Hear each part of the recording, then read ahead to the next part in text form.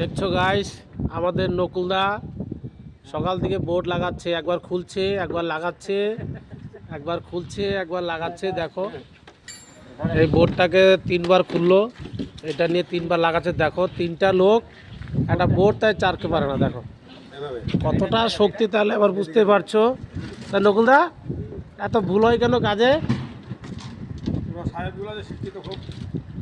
সাহেবগুলা শিক্ষিতের জন্য ভুল হচ্ছে, লেখাপড়া জানে না। কাজগুলা ঠিকভাবে করিস।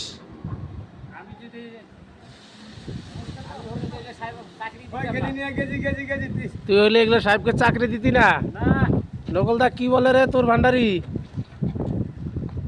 নকলদা তোর ভান্ডারি বলে চাকরি দিত না এদেরকে বলে। হ্যাঁ তাই নকলদা কাজ করে কি আরাম পাচ্ছ নাকি? নিচের বাউন্ডারি ওয়ালের সব কাটারি হচ্ছে, দেখতে পাচ্ছ।